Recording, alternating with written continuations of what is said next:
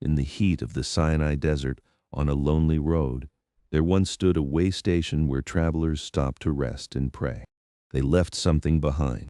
On two great clay storage jars, someone drew figures and scratched out blessings, the kind of blessing you write for a friend setting out on a journey. And when archaeologists piece the words back together, they read something that should not, by the rules of the religion we think we know, have been possible. I bless you.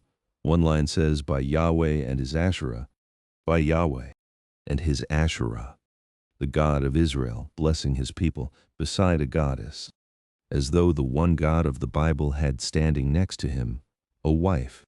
We ended an earlier night with a question left hanging in the dark. If the high God of Canaan had a great mother goddess at his side, and Israel's God inherited so much else from him, then what became of her? Tonight, we go looking for her. The goddess the Bible almost erased. Here is the claim, and the evidence for it is now hard to dismiss. For much of ancient Israel's history, Yahweh was not worshipped alone. Beside him in the fields and the homes and even in his own temple stood a goddess.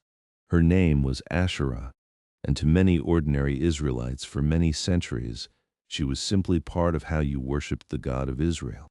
Not a foreign intruder, a fixture. The reason her name is unfamiliar is not that she was rare. It is that she was suppressed.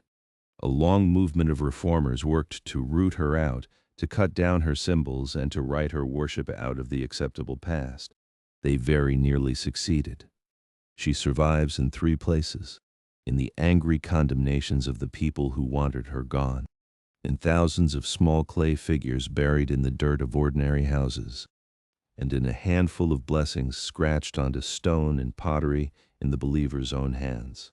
We will follow all three trails, and they lead to the same surprising place. The road to one God, it turns out, ran straight through the deletion of a goddess. Start with the stone and the pottery, because that is the evidence the reformers could not edit. The desert way station is a site we now call Kuntillet Ajrud. The inscriptions on its great jars date to around 800 years before the Common Era, and more than one of them pairs the same two names. One blesses by Yahweh of Samaria and his Asherah, another by Yahweh of Teman and his Asherah. These are not the words of foreigners. They are Hebrew blessings invoking the God of Israel by his regional titles and setting Asherah right beside him. The jars carry more than words. Beside the writing, someone painted figures. Two standing forms, and behind them a seated figure playing a harp. For decades, scholars have argued over who they are. Some have seen in the two standing figures Yahweh and Asherah themselves, drawn as a divine pair. Others think the figures are a common protective spirit of the age, unrelated to the words above them. The honest answer is that we do not know, and the drawings alone prove nothing. But the words need no interpretation. Whoever drew the pictures, someone wrote the blessing, and the blessing names them together. And it is not only the desert. Near the town of Hebron, in a burial cave at a site called Khirbet el-Qom, someone carved a memorial inscription into the rock.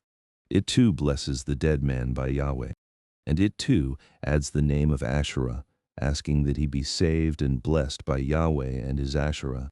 Now, scholars argue about exactly what that phrase means, and we should be honest about the debate. In Hebrew, the word Asherah can mean the goddess herself, but it can also mean the wooden pole or sacred tree that was her symbol, the object that stood for her at a shrine. So, when the inscription says Yahweh and his Asherah, it might mean the goddess, or it might mean her cult symbol standing in his sanctuary. But pause on what even the cautious reading admits.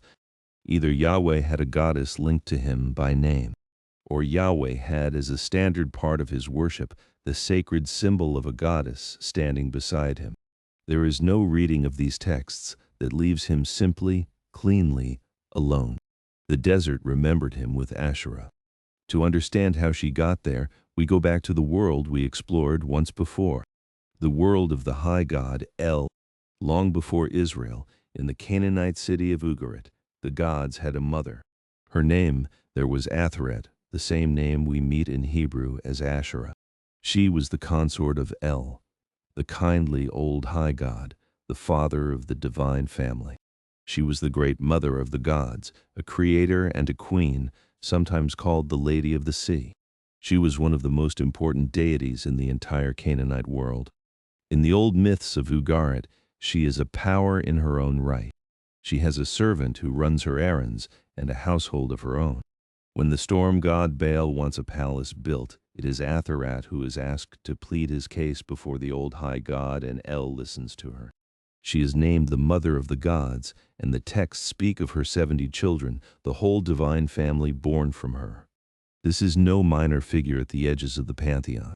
She is the queen at its heart, the wife of the high god and the mother of heaven, and her worship reached far beyond Canaan. Versions of this great mother goddess were honored across the ancient Near East under names that echo from Mesopotamia to the sea. She was old when Israel was young. So when Israelites worshipped Asherah, they were not inventing something new, nor borrowing something strange. They were keeping faith with one of the most ancient and widespread devotions in their whole world, a goddess their ancestors had known for 1,000 years. Now recall what we found before. As Israel's religion took shape, Yahweh and the high god El were merged into one. Yahweh took El's titles, El's throne, El's role as the sovereign father in heaven. He inherited the old high god's whole estate, and this raises a natural, almost unavoidable question. If Yahweh stepped into El's place, did he also step into El's marriage? Did the new high god inherit the old high god's wife? The inscriptions in the desert suggest that for many Israelites, the answer was simply yes. The mother goddess who had always stood beside the high god went on standing there, beside the God who had absorbed him. Her symbol was the tree, the living branching tree of life, and the carved wooden pole that stood in for it at the places of worship. And that symbol, the Asherah pole, is all over the Hebrew Bible. You may simply never have noticed it because older translations hid it. Again and again, the text describes the Asherim, the sacred poles, being set up beside altars on the hilltops and under every green tree. For centuries, English Bibles translated this word as grove, as if it were just a stand of trees, but it was the cult symbol of the goddess. Once you translate it correctly, you realize how often she appears. It helps to picture what the symbol actually was. An Asherah was most likely a living tree, or a tall wooden pole carved to suggest one planted in the ground at a place of worship. It stood for the goddess, the way a flame or a cross might stand for an idea, a sign you could read from far off. And the law codes attack it directly. One commandment forbids planting any tree as an Asherah beside the altar of Yahweh. The very need to forbid it tells you how natural it once felt to set them together. The tree of the goddess and the altar of the god sharing the same holy ground. And she does not only appear out in the countryside, she appears at the very center. The Bible itself records that a queen mother named Maacah made an image of Asherah until a reforming king cut it down and burned it. More striking still, it records that a later king, Manasseh, set a carved image of Asherah inside the temple of Yahweh in Jerusalem. Inside the temple. Her image stood in the holiest building of the religion, and by the Bible's own account, it stood there for a long time. This is the same pattern we have seen before. The text that condemns a thing is also the witness that the thing was there. You do not pass laws against what no one is doing. You do not tear down what was never built. The fierce biblical campaign against the Asherah is, read carefully, the proof of how deeply rooted she was, right at the heart of Israel's worship. There is one more place she seems to surface, in the home. And here we may hear the voices of her most faithful worshipers, who were strikingly often women. The prophet Jeremiah describes, with fury, a popular household devotion to a figure he calls the Queen of Heaven. Whole families take part. The children gather the wood. The fathers light the fire, and the women knead dough and bake cakes shaped for the Queen of Heaven and pour out drink offerings to her. Many scholars connect this Queen of Heaven to Asherah or to a closely related goddess. Whatever her exact name, she is a great female deity worshipped at home by ordinary people as a normal part of life. It is worth noticing who is described doing this. Jeremiah singles out the women kneading and baking and pouring out the offerings, with the rest of the household helping. This was domestic religion, the faith of the kitchen and the courtyard handed down from mother to daughter below the level of priests and kings. It may be the oldest and most stubborn layer of Israelite belief, the part that official reform could never quite reach. And listen to how those worshippers answer when Jeremiah tells them to stop. They refuse. They insist that as long as they made offerings to the Queen of Heaven, they had plenty of food, and were well and saw no disaster. It was only when they stopped, they say, that everything fell apart. This is not the voice of a strange foreign cult. It is the voice of ordinary Israelites defending the religion of their mothers and grandmothers against a reform they did not want. And there may be physical traces of that home devotion in the ground. Across the kingdom of Judah, archaeologists have dug up thousands of small clay figurines of a woman, often cradling her breasts, a gesture of nourishment and blessing. We cannot be certain whom each one represents, but many scholars see in these countless little figures the goddess of the household held and prayed to in homes across the land long after the official religion had turned against her. They are humble objects, a simple molded head, a hand-pinched body, a flaring base so the little figure can stand on its own. They were cheap, and they were everywhere, turned up by the thousands in ordinary homes and tombs across Judah, in the very period when the reformers were trying hardest to centralize and purify the faith. Whatever each one meant to the person who held it, together they tell us something the official record does not. Down at the level of daily life, the divine feminine never really left. So if she was everywhere, what happened? Why is she a footnote now and not a household name? She was the target of a revolution.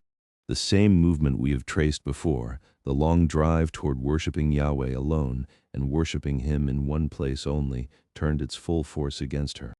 The reformers who shaped the books of Kings and the prophets who thundered alongside them treated the worship of Asherah as betrayal, as the great sin that brought ruin on the nation. And so the kings who are praised in the Bible are again and again the ones who attacked her. One king, Hezekiah, is remembered for cutting down the sacred pole.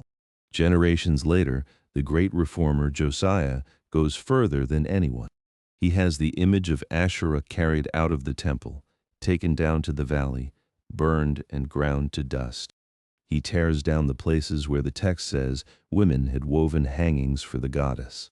It is a deliberate, systematic erasure, recorded almost proudly step by step. To see why she had to go, you have to see what the reform was trying to build. Its goal was a single God, worshipped in a single place, with no rivals and no companions in heaven. A wife at Yahweh's side did not fit that vision. A goddess implied a divine family, a partner, a second power, exactly the crowded older world the reformers were trying to leave behind. And so the drive toward one God alone could not simply overlook Asherah. It had to remove her. The more solitary Yahweh became, the less room there was for anyone to stand beside him. The erasure continued even in the words. As we saw, her name was softened in translation into a mere grove, until readers could pass over her for centuries without knowing she had ever been there. The goddess was not only cast out of the temple, she was slowly edited toward invisibility. Even erased, she may have left her shape behind. Asherah's great symbol was the sacred tree, the tree of life, branching and green, and that image did not vanish from the religion when she did. Some scholars wonder whether the stylized tree of life that runs through later Jewish and Western art, and even the form of the seven-branched lampstand of the temple, the menorah, carries a faint memory of the goddess's tree. This is a careful suggestion, not a settled fact, and we should hold it loosely. But it would be a fitting end. A goddess can be cut down, her name softened into a common word, her image hauled out and burned. And yet the tree, the oldest and gentlest sign of her, keeps quietly growing up through the very tradition that tried to forget her. And here's the turn. For most of history, all we had was the reformers' side of the story, the Bible's version, a version in which Asherah is a foreign corruption, a sin against the true faith, something that never belonged. Then the ground spoke. Until the inscriptions at Kuntillet Ajrud and Khirbet el-Qom were uncovered and read in the last century, the idea that ordinary Israelites paired Yahweh with a goddess was mostly a careful guess, pieced together from the very polemics that attacked her. The reformers had told us she was worshipped precisely by telling us how hard they worked to stop it. But that was their voice, describing their enemy. The desert gave us the other voice at last. Not the reformer condemning the goddess, but the ordinary believer blessing his friend. A simple, affectionate, everyday blessing by Yahweh and his Asherah, written down with no embarrassment at all by someone for whom this was simply the faith. The thing the Bible fought so hard to erase was caught in the worshipper's own handwriting, doing exactly what the reformers said it did, standing beside their God and blessing them. It is a strange kind of justice. The reformers wrote the official history, and within it they won completely. But they could not reach into the desert and unwrite a traveler's blessing. They could not dig up and smash every small clay figure in every home. The losing side, the ordinary worshippers of the goddess, left no books and no defense of themselves. And yet a few words on a broken jar have outlasted all the official condemnation, and let us hear them again, faintly, across 3,000 years. In the end, the reform won. Asherah was cut down. Her image was dragged from the temple and burned. Her name was turned into a common word for a clump of trees. Her household figures were left to sink into the dirt. The campaign to make the God of Israel stand utterly alone in the heavens was, at last, successful, and the goddess who had stood at his side for centuries faded almost completely out of memory. But not entirely.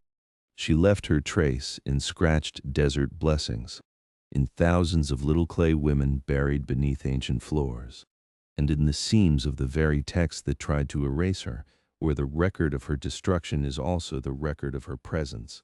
You can still see the shape of her, like the pale mark on a wall where a picture hung for years and was finally taken down. And that is perhaps the quiet cost hidden inside the story of the one God. We tend to imagine monotheism as something gained, a height climbed, a clarity reached, and it was. But it was also something subtracted. To arrive at the one God who stands alone, a whole world of other divine figures had to be removed, and one of them was a goddess that ordinary families loved and baked for and named in their blessings. She was nearly erased, and yet here we are, still saying her name, Asherah, which leaves one last thread to pull. We have watched the gods around Yahweh be demoted and deleted until only his name was left standing. But that name itself holds a mystery, because the most sacred name in the Bible is one that in the end no one was allowed to say out loud, and that we are no longer even certain how to pronounce. But that is a story for another night.